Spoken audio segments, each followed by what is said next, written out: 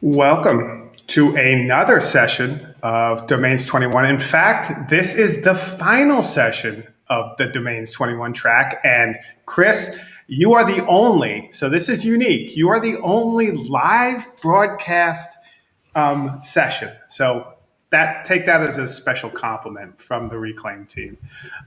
Welcome. This is Chris Aldrich. I should actually introduce you. This is Chris Aldrich. I know him through the indie web community. He has talked broadly about what it means to reclaim some of your web presence. He's been a big supporter and advocate of domain of one's own, which I really appreciate. But more than that, a big advocate and supporter of the idea of owning your online presence and kind of reclaiming some of that space. So, Chris, welcome to Domains 21. I will remove myself so you can do the good work. And thank you for joining us today. Thanks, Jim. I appreciate it. Nos da to those in the East, and good morning to those of you in the West, where I'm at in Los Angeles. I'll start with a short caveat. I'm live, so I've got that pressure, but my session was originally an hour-long workshop. I'm going to compress it down in about 20 minutes. So hopefully things will go well. After this, sometime in the next few weeks, we'll schedule a domain of one's own meetup. Hopefully we'll do one both in Europe and the Americas to help walk people through and set up the technology I'm going to demonstrate and give you some hands-on experience, smooth out the bumps in the road and go from there. But you'll notice here on my slide, unlike most presenters, I have no Twitter handle. Because of domains, I'm now far less invested in Twitter than I used to be. So all of my content now originates from my domain. And hopefully we'll show you in a moment how you can start doing that for yourself. So when I told some friends about the title of this talk, their immediate reaction was, who would want their own Twitter? It's dreadful, it's horrible. So accept my apologies that the title is definitely clickbait, because who would want a replica of Twitter for themselves? Yet I noticed the vast majority of both the OER and domains communities are on Twitter. When I looked at the badges, those awesome badges for the conference, I actually saw, I think, more Twitter handles than I saw domain names, and it made me a little sad. Twitter opens us up to a variety of harms and ills, but the social glue of our communities kind of entices our colleagues, our students, our friends, and families to also have a presence there. So the question is, why are we setting such a bad example to our dear ones when we're regularly talking about a healthier and happier alternative? Why don't we make a domains that's even better than it is already? I would suggest there is more infrastructure available to do this than we think there is. Today, I'm going to hopefully expose everyone to a little bit more of that so we can help each other break free. Together, I think we could provide our colleagues, friends, students, families with better models of how to represent themselves and interact online. And this will hopefully let us have a bit more freedom and agency. Is this solution perfect? Not yet. Far from it. I would argue that it's measurably better, and it can help us bridge the divide, but there's going to be a lot more work to go into it. Hopefully we can do that. So with our domain names, our websites, let's take the next step forward. But as we do so, let's try and move slowly and fix things as we move along. So from a domains perspective, what is it that Twitter is offering us that's keeping us bound to it? Here's a few screenshots I'll show you with some highlights of the Twitter interface. It's obviously got the ability to quickly and easily post short status updates and photos. They also provide a simple one-click UI button so that you can create likes, replies, and reposts to give interaction and feedback with others. I always like to say Twitter is 2% posting interface and 98% reader, while products like WordPress are the exact opposite. Today, hopefully I'll show some of us how to turn those tables a little bit. Here's another post portion highlighted of a Twitter stream. It may appear small in this screen capture, but it obviously will scroll on down for days and days. The neologism doom scrolling might give you a little bit of an idea just how far this scrolling interface will go. And the final piece I want to highlight are the interactive and perhaps too often addictive notifications, the @mentions and replies you get from Twitter. So even if we consider the wide and varied offerings of RSS-based feed readers, we're still missing some crucial pieces which either don't exist at all or which just don't dovetail with our domains right now. Many of us from the old school blogosphere will read each other's posts on their respective domains and then reply directly on the page in the comment boxes there. But if we do this, where's that ownership piece that we were promised by the domains model that we're all practicing? Shouldn't we be able to own our replies as well if we wanted to? I think we can do better. So as we go here, I want to recognize that most of the technology I'm about to demonstrate comes out of the indie web community's work over the past decade, with a very similar ethical viewpoint and standard of care that closely aligns with the domains movement. The indie web is a group of people, primarily people, including designers, UX, UI people, web developers, and even ethicists. They've gone a long way towards creating some standardized building blocks to allow domains to begin doing much more than they have in the past. And I think there's a fair amount of overlap in the people between these two communities. So what I'm about to describe and show will be very WordPress-centric, but it doesn't have to be. And that bears repeating, or maybe I'll rephrase it. You can have almost any website built on any platform using a variety of programming languages and still get most, if not all, of the benefits of what I'll describe here. So perhaps a concrete example of what this all looks like will be helpful. And what I'm going to show here is all working for me on my own domain. All this infrastructure works live in real time. It's really spectacular. And I know a little bit of code, but only enough to be tremendously dangerous. And I think most of this technology has come down to a place where if you have a WordPress site and you can write a post and publish it, you can do most of what you'll see here. So first, let's start with one of the several social readers in the indie web space. Yarns is a content server that lives on your WordPress site. It collects the sites of people you want to follow and temporarily stores their content for you to read. If you're using something besides WordPress or looking for other options, there's a variety of these other servers that you can use for a variety of websites. You can download Yarns, activate it from the WordPress repository. Here's what one of the settings pages looks like. It'll allow you to choose how long you want to keep posts in your reader. I think the default is 14 days. You can create and delete channels, which you can choose the names of. You edit the feeds of the people or the content you want to have within each channel. So here's my domain of one's own channel on my own site. With some of the sites I'm following, you'll probably recognize a few of them. You'll notice there is a box for putting in new sites.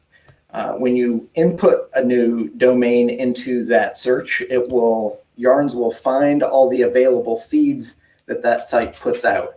And then you can pick and choose which ones you want to follow. Most sites like WordPress will only have one or two feeds out of the box, but obviously you could put in other custom ones if you'd like. My site here, as an example, has probably 30 or 40 different feeds. So you can pick and choose based on either post types or taxonomies and get the content from me or others that you'd like to have. So Yarns is one of a variety of available reader servers. Let's look at some of the available reader clients. So it's two pieces, a server and a client. One of the benefits of the server client setup is you can switch from one reader client to another and each successive one will remember what you've read or what you haven't. This will let you move from your desktop, for example, to your mobile without missing a beat. Each reader offers a different user interface and some of them different functionalities. So for today's purposes, let's look at Monocle as an example and try it out. Here's the site. You can, it's a website UI version. I'll click on the sign-in indicator in the corner, and it pops up, and it asks me for my domain name. I'm going to type that in. I'm not going to use Twitter, Facebook, not Google to log myself in. I'm going to use my own domain name. You might notice too underneath here, it indicates I'll need a micro subserver. In our case, we're using Yarns, as I indicated. If you're on some other platform and don't have a micropub server that you can install with a simple 1 or 2 click, Aperture is a web-based free service that'll keep, I think, up to 2 weeks of data for you for free. So Monocle will, once I put my domain in, it sends me to my own website to log in. If I were already logged in, my site would authenticate automatically and I'd be rerouted back to Monocle.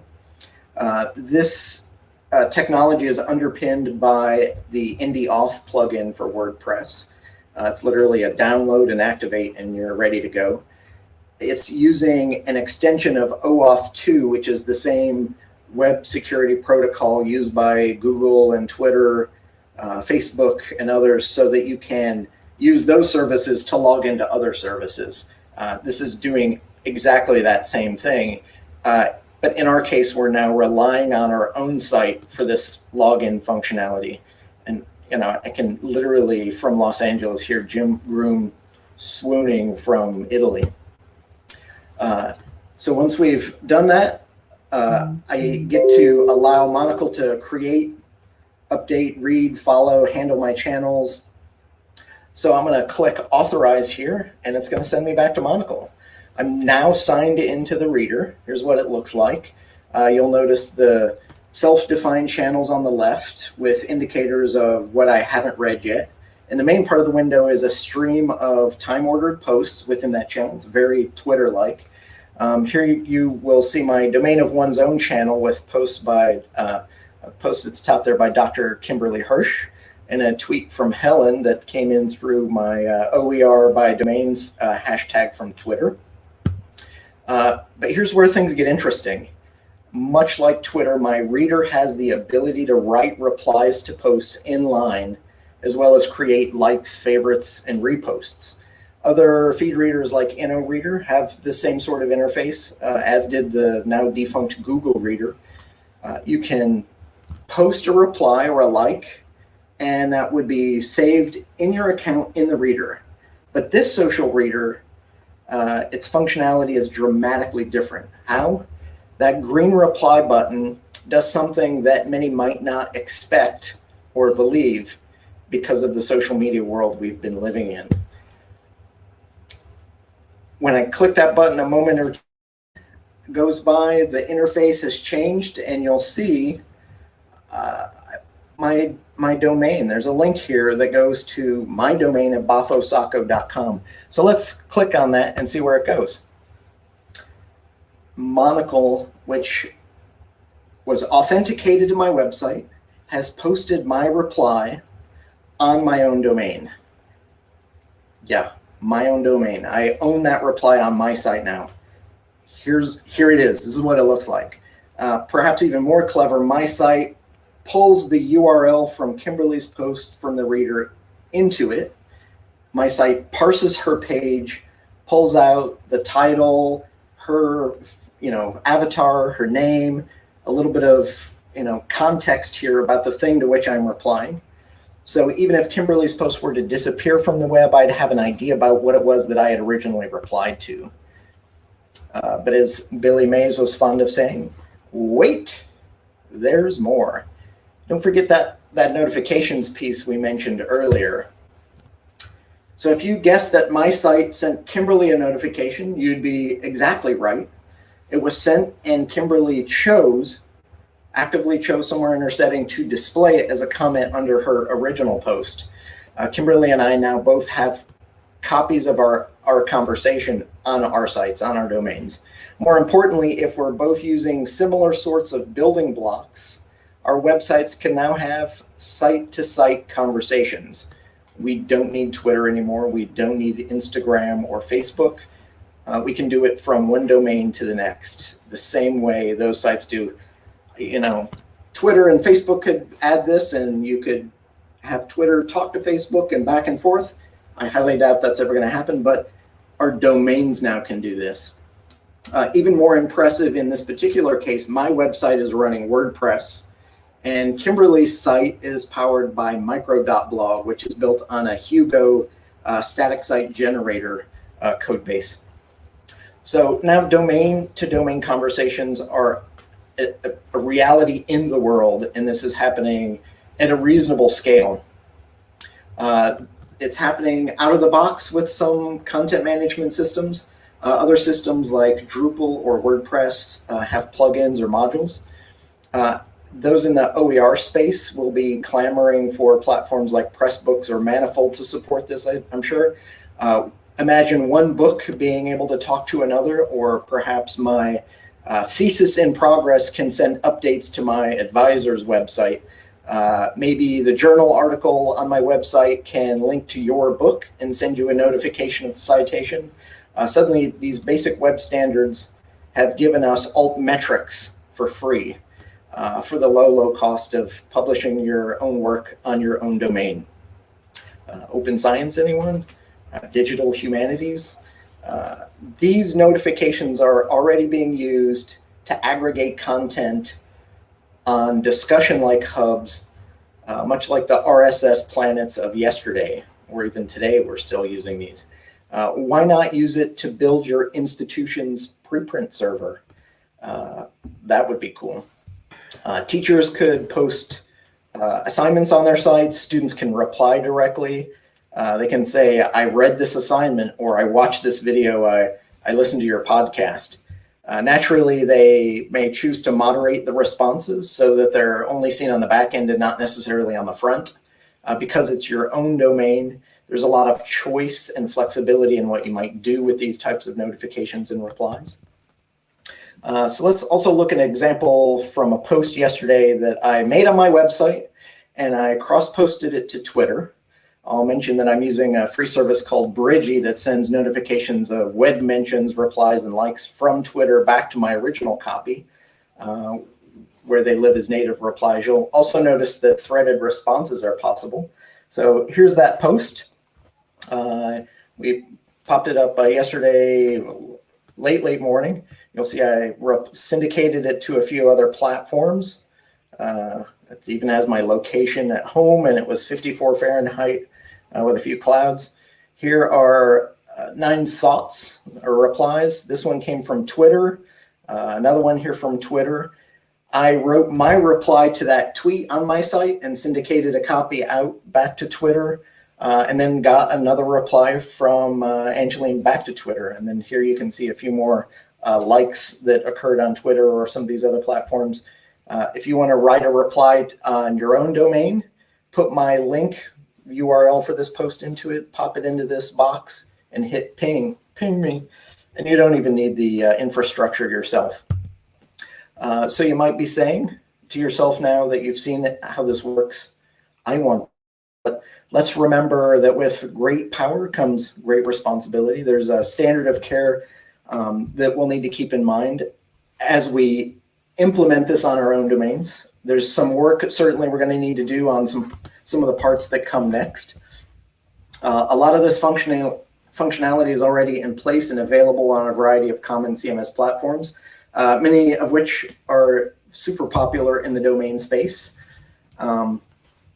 Here's where I'm going to skip massively ahead to the future and miss all of that actual doing this with everyone who's here today. There's a lot of things that we're going to need to consider in the future of this. But for those who feel comfortable and want to try it, I'll share my slides later today. You can hopefully follow along and maybe do this with a little bit of hunting and pecking yourself, or at a future session, we'll put those pieces in for you or help you do that. But I'm curious if we can, at least a portion of us, return to this conference next year and be primarily using our domains instead of Twitter. But we'll need to consider what else does this enable? How are we better empowered? What are the costs? What do we need to keep doing to design this system and design into it to help the less privileged? What other things should we consider? Yeah. I've got 2 quick more slides and then we'll be done. Absolutely, take your time. Resources you can click on when I share the slides, but I'll make a quick pitch. The IndieWeb community is out there. They're warm, welcoming, inclusive. They've got a code of conduct that they enforce. They have regular Barcamp style events a couple times a year, as well as weekly homebrew website clubs. So you can bring your domain, show off what you're using it for, get help and interaction to figure out what you can do with it next. I've got a deal from micro.blog if folks want it. I've got some coupons I can give out that'll give you a free year of hosting. This might be particularly useful for students who want to try this out. But I'm sure Jim's got some questions in the last minute or two we've got. Absolutely. I mean, Chris, thank you very much, Chris. That was an awesome presentation. And you hit on a lot of things, and a few people in the comments have already mentioned mind blown, like really the idea of reclaiming a lot of that commentary back and forth between sites. And I wanted to ask, because one of the questions said, like, what infrastructure are you running this on? And I imagine you're using a fairly, straightforward server and using web mentions and Bridgie and a whole series of just plugins for Twitter. Or is there more? It's I think my main site is on a shared server. It's running a pretty vanilla form of WordPress with all this functionality. Is probably about 6 plugins, I think. There's 1 or 2 free external services I'm leaning on or leveraging at the moment. But it's literally most of these plugins are download, activate, go. 1 or 2 of them have a couple of options and settings you can throw in there, but it's reasonably straightforward. I think if you can write a post on your site and click publish, you can make your site do this. Yeah, it's interesting because there was a question like, do you need a separate server or do you need to have a sub-server? And no, you just need a few services. And Monocle is new to me. I really like that reader set up in Monocle and how you did that. That's quite elegant. Yeah, there's I think that list was 7 or 8 different versions. Some are mobile based, some are web based. There's one desktop based version even. But the nice part is these kind of building blocks are separated in such a way it's a lot easier to develop these readers or interfaces. In fact, the whole feed reader microcosm has been broken into 2. It's the find the subscriptions and pull in all the data, and then the reader can now be separate and just focus on the UI and pull that data in. So you don't need the overhead for making your own reader now is much lower than it was before. I always thought when I was playing with Gnome, and it kind of builds on your question, that one of the things that Gnome would have benefited from was a reader, so that if you had the space to comment within a reader and then shoot it back out to the various services, it would have made things a lot cleaner in terms of staying unknown rather than always feeling you have to go to Twitter or go to Facebook or go to wherever to have actually the conversation. So that was one of the problems, and it segues with another question. So think of this as a 2-parter, is how do we get to the mentality that you don't have to go to a silo like Twitter or Facebook to have a conversation? Because that's the bigger kind of question and the culture boat we have to shift. Like the technology, we can talk and figure that out together. It's the idea of not being or feeling that you have to go to this platform to get that sense of engagement. Yeah, and even the difference of, do I need it all on my own domain? In my case with yarns that I've shown here, you can, but if you want to use another server or setup like Aperture, you can use that as a third party to host and hold all that data for you and read it in various places and then reply and keep content on your domain.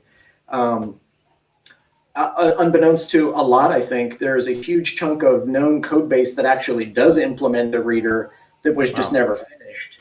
My presumption is they're going to eventually take that out and build something better out of it that follows this model.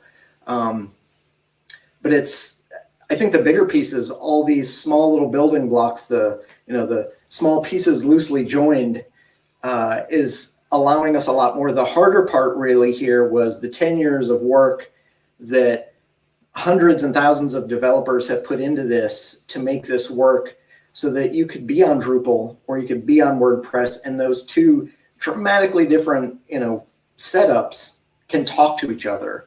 Yeah. So there's a lot of really hard blood, sweat, and tears in that standards work that makes this possible. It's super easy. If you wanted to build Twitter tomorrow, you could probably spin up something reasonable in about a day, but it's going to be self-contained. It's going to be its own silo.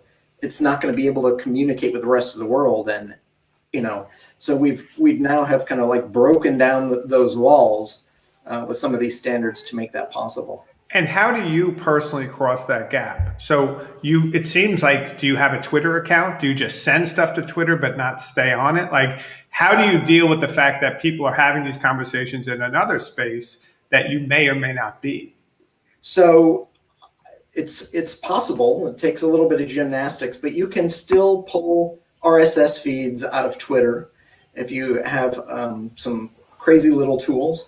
So I'm taking all those feeds and piping them into my reader, and then I can reply within my reader and publish back out both to my website, and then my website then syndicates it automatically on my behalf. And there's thousands of plugins that'll do that piece for you on your behalf. Some obviously better than others, but I spend almost no time on Twitter now. I post what I post and I send it out. I get the replies back. So at that example I showed you, I got a reply from someone and I wrote the reply in my own comment section on my own domain and hit publish, and then syndicated that reply back. So if you've got it all in a reader you own and all on your own domain, it's that all those pieces are kind of within your control now. Yeah, I think one of the things you're pointing to, and it's why I really look forward to this Domain of One's Own meetup so we can get on the ground and build some of this, is the importance of a space where you can read and react to these communities that's distributed. Call it a reader, right? Call it whatever you want. Bridgie, call it whatever. It's that space that allows us to publish seamlessly, but then connect seamlessly, that's been missing. And so the silo provides that cohesion. It provides that simplicity, but at a great cost, as you pointed out. Yeah. Well, one of the other pieces I think that's missing that we'll have to do some work on is the discovery aspect. A lot of these algorithmic feeds are throwing things into your timeline they think you might be interested in. Whether that's a good thing or not is a question. Or even, are likes a thing you want to support? So platforms like micro.blog doesn't have likes as a thing. If you want to respond to somebody using that setup, you have to write an actual reply, which I think brings some of the humanity back into doesn't do that instant notification gratification business. So it's those small design pieces dramatically will change how you interact and work online. But you have to think about that rather than here's what the silo gives me. I'm forced to use this. But what do I choose to use? What UI, what means of interaction and communication do I want to use? I'm pushing on the edge. We have maybe a minute and that's still over, but that's fine because we're in break here, so people can leave if they want. But my question for you is, how do you use micro.blog versus your blog or versus some of these other spaces? Because I think there's also, for me, I have a microblog and I've used it like for a few times, but then I'm so used to doing everything on my own WordPress site that I've kind of neglected it. How do you use it? So, and this is where it gets super complicated because micro.blog is different to everybody with what they approach it with. So if you have nothing and no infrastructure, you just have a domain name and you set it up, micro.blog can act for you as your content management system, your feed reader, your everything from soup to nuts. But if you're like me and you have your own domain already, you can have an account there. There's a little bit of setup you can throw. And what I've done is I've picked and chosen the feeds from my site that I think will work best for that micro.blog community. So my posts or my short status updates, my site uses an RSS feed and it pipes it into micro.blog. So as soon as I hit publish, within a minute, it pops up and it's on the micro.blog stream so people can read. They then interact and reply and communicate there. And these notifications that are kind of powered by the web mention standard, then microblog sends those notifications back to my site to say, hey, somebody replied to you. And then I can, in a threaded manner on my own site, I can write my replies and hit publish, and my reply then goes back. So you can do that back and forth. So it's the tough part about micro.blog, I think, that confuses some is it tries to meet you with the technology you already have and bring with you, rather than, if you want to treat it as a silo like Twitter or Facebook or maybe Mastodon, you can do that. But if you already have your own site, it then becomes an extra distributed space. What I love about it is for, I think, like $5 a month or even less if you do an annual plan, it's dead simple enough. I hate to say this, but my mom is a technophobe to some extent, but she can use it and she doesn't have to worry about any of the moving pieces, no plugins, no technology at all. If she wanted to have an account there and customize it, that piece is there as well. But if she just wants the communication piece and the technology and does, it's there as a turnkey solution as well. So, well, Chris, I want to say thank you because I'm re-inspired to not only revisit microblog, but to actually revisit the broader notion of web mentions and Bridgie and all the things you talked about to kind of reclaim a little bit of the reader, because that's a place where I'm still falling off. So I look forward to our session. I want to thank you for sharing with us today and everybody else in the comments as well. And just say thanks for presenting at Domains 21. Thanks for having me. Take care. Bye. Nom nom nom.